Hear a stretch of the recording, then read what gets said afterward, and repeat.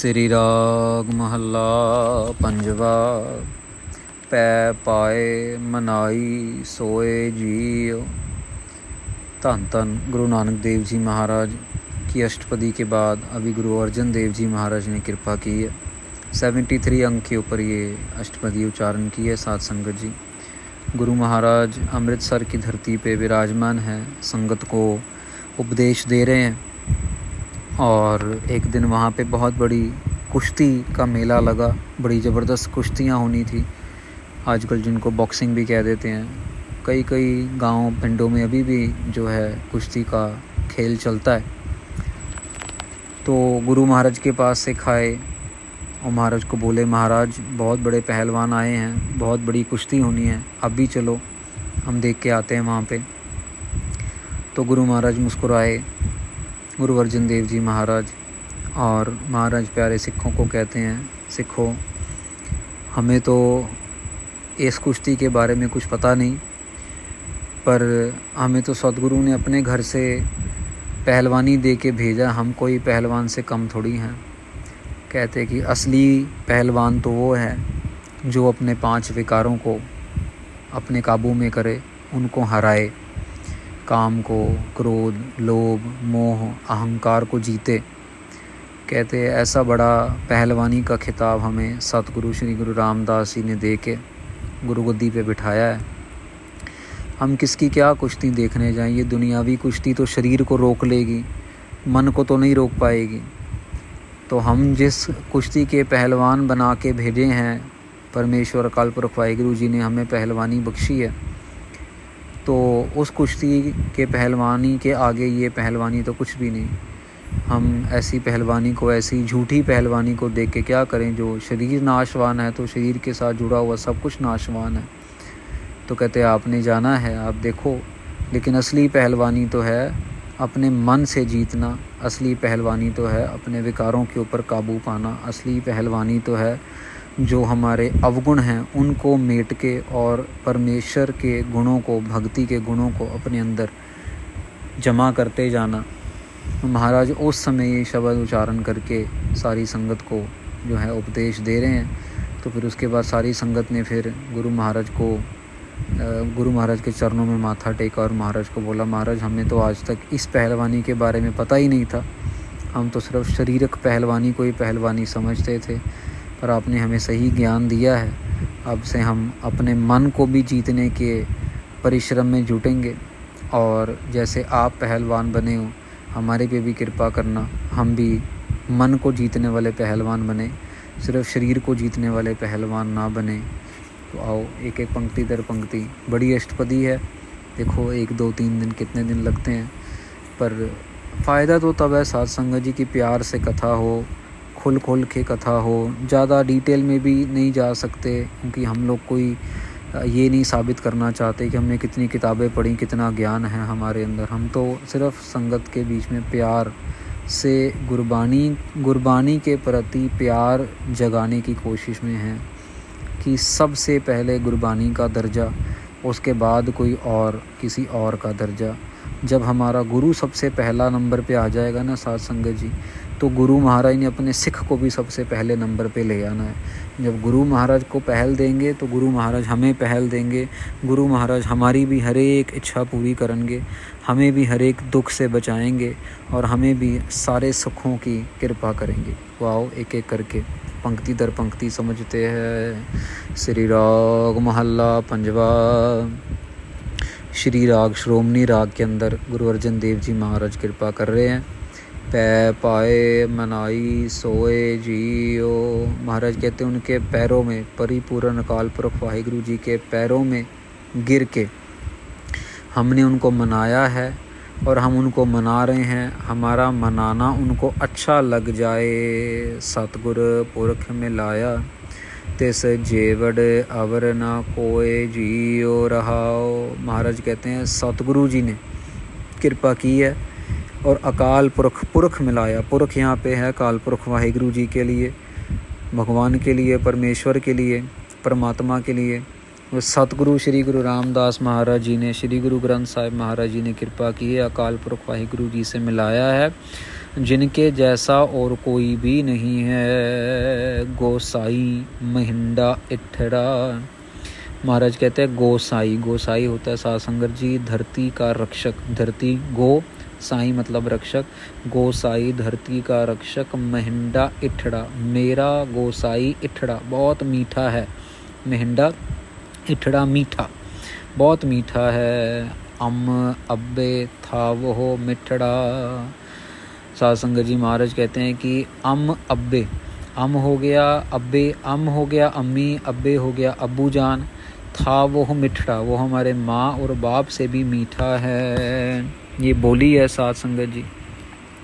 क्योंकि महाराज के पास कभी कोई अफ़गानिस्तान से आ रहा है, कभी कोई काबुल से आ रहा है, कभी कोई लाहौर से आ रहा है, कभी कोई दिल्ली से आ रहा है, कभी महाराज के पास कोई बिदर से आ रहा है, कर्नाटका से। तो महाराज सारी भाषाओं का ज्ञान रखने वाले, ये भी महाराज उनकी लोकल बोली में ज्ञान दे रहे हैं। भैन भाई सब सज्जना, तुद जेहा नाही कोए जियो। महाराज कहते हैं हमारे सारे भाई बहनों से बिल्कुल अलग हटके, हमारे सारे सज्जन मित्रों से अलग हटके आपके जैसा कोई है ही नहीं। तुद जेहा नाही कोए जियो, कोई भी नहीं आप जैसा। तेरा हुक्मे सावन आया। महाराज कहते हैं आपके हुक्म के अंदर सावन आया। अब ये पंक्ति को थोड़ा सा समझना है साध संगत जी। यहाँ पे सावन एक महीना जो है उसकी तरफ इशारा तो है ही, साथ में ये सावन का इशारा है जो 84 लाख जूनों के बाद हमें मनुष्य देही मिली है।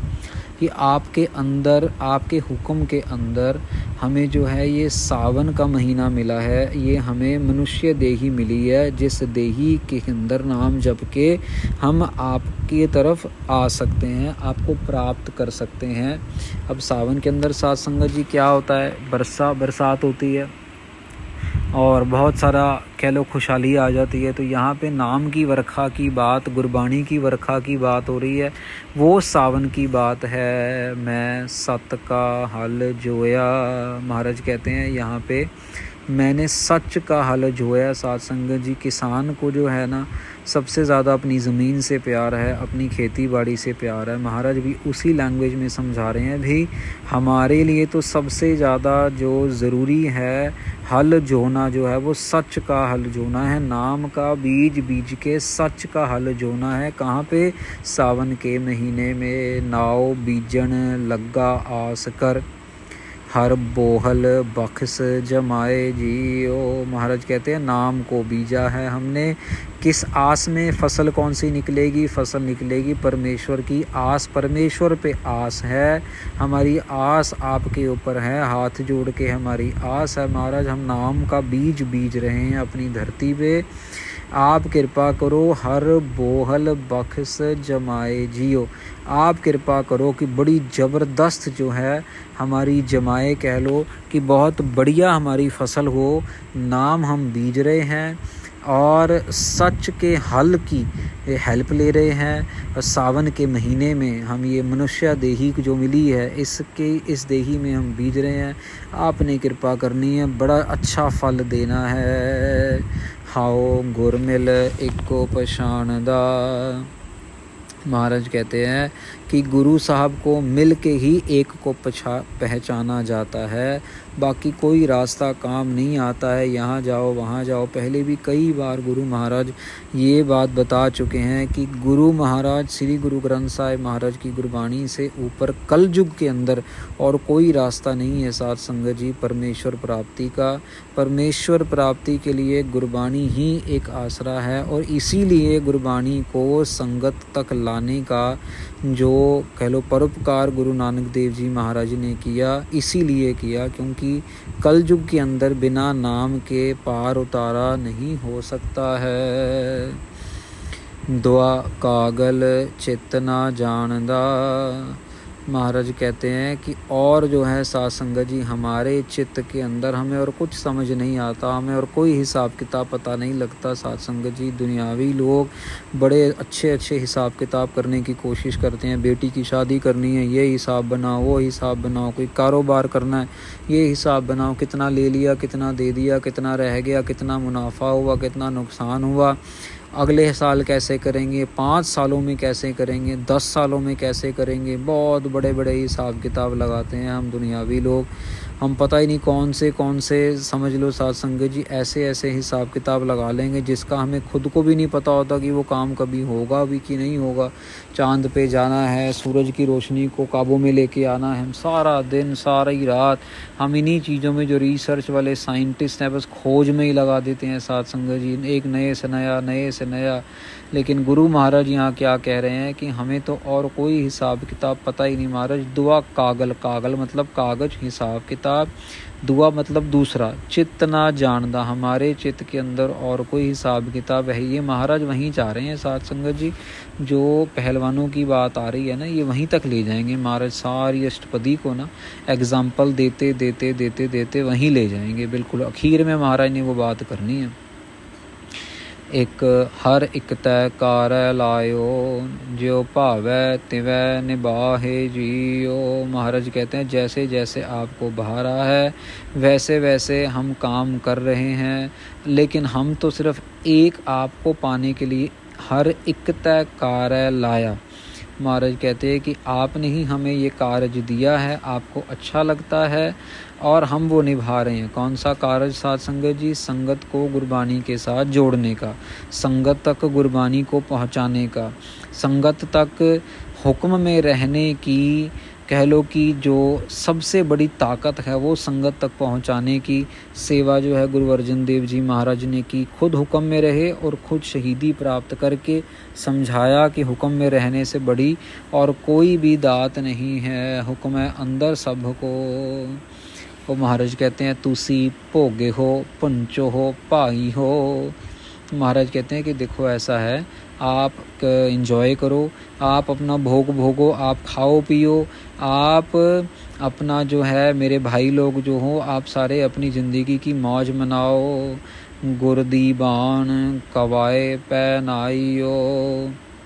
महाराज अपने बारे में कहते हैं, महाराज हमें तो गुरु महाराज ने अपने दरबार के अंदर दीवान के अंदर हमें तो महाराज ने कवाए पहनाइयो, कवाए साथ संगत जी महाराज जैसे हम कहते हैं ना सरोपा डाला है, हमें तो महाराज ने बहुत बड़ा सरोपाव डाला है, हमें तो महाराज ने बहुत आदर सत्कार दिया है अपने दरबार के अंदर। हाउ होआ माहर पिंड दा, बन आदे पंज शरीक जियो। महाराज कहते हैं कि मैं देखो महाराज यहाँ एग्जाम्पल दे रहे हैं भी, आप जिन पहलवानों की बात कर रहे हो वो एक पिंड के होंगे, वो कोई 2 पिंडों के होंगे, 2 गांव के होंगे, हो सकता है और थोड़े गांव में वो पहलवान हो।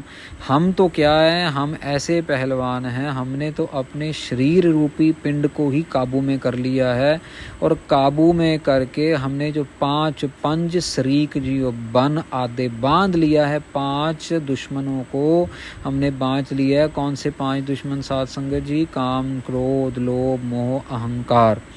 ये नज़र नहीं आते साथ संगत जी, लेकिन जितने खतरनाक ये है ना, इतना खतरनाक दुनिया में कोई एटम बम कोई हथियार नहीं है।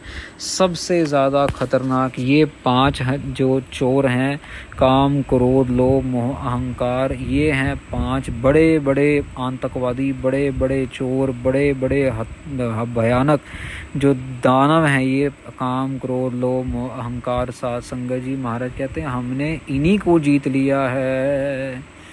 भाओ आया सरामै तिहंडिया, पंज किरसान मुझेरे महडिया। महाराज कहते हैं कि मैं आपकी शरण में आया हूँ, हाँ आया सरामै तिहंडिया। तिहंडिया मतलब आपकी, सरामै मतलब शरण। महाराज मैं आपकी शरण में आया हूँ। पंज किरसान मुझेरे महडिया। महाराज कृपा करो, मेरे समझ लो कि जो आपने मुझे काम काज दिया है, जो आपने मुझे जो एक तरफ तो साथ संगत जी काम, क्रोध, लोभ, मोह, अहंकार हैं, और दूसरी तरफ साथ संगत जी 5 गुण हैं, दया का, संतोख का, जो संतुष्टि हमारे मन में है उसकी, मिठ बोलना जो है, ये जो हमारे 5 गुण हैं साथ संगत जी। एक तरफ ये 5 गुण हैं, दूसरी तरफ वो 5 चोर हैं, ठीक है ना जी। अब ये महाराज कह रहे हैं आपने मुझे ऐसे ऐसे 5 गुण दिए हैं, मैं किसान हूँ, मेरे 5 गुण आपने मुझे दिए हैं, जो ये 5 गुण हैं जिनकी वजह से कन कोई कड ना हंगई, नानक वुट्ठा घुग गिराओ जियो। महाराज कहते हैं इनकी वजह से मेरे ऊपर, मेरे सिर के ऊपर कोई भी मुझे चोट नहीं पहुंचा सकता। मतलब कहने का मतलब ये है कि कोई भी अपना सिर मेरे साथ नहीं फंसाएगा। कोई कहता है ना कि मत्था लाउना, तो महाराज कहते कोई भी अपना मत्था नहीं लाएगा मेरे साथ। क्यों? क्योंकि मेरा जो घुग गिराओ जियो, मेरा जो घर बाहर है, घुग मतलब घर बार हम कह देते हैं ना जैसे आम बोली में, कहते मेरा जो घर बाहर है वो आपकी कृपा से बहुत ज़्यादा खुशहाल है, उसे कोई हिला डुला नहीं सकता, किसी की इतनी हिम्मत नहीं है। कन कोई कड ना हंगई, कोई भी अपना जो है कान नहीं फंसाएगा मेरे साथ, कोई भी अपना मत्था नहीं लगाएगा मेरे साथ। साध संगत जी बड़े प्यार से महाराज एग्जाम्पल देते देते आगे पहुंच रहे हैं। तो इसके अंदर पहलवानों को कह लो समझाने के लिए या पहलवानियत समझाने के लिए महाराज ने ये बोली का इस्तेमाल किया है। तो आगे इसमें अभी और अष्टपदी के जो हैं पद हैं तो उनका विचार फिर हम कल करेंगे।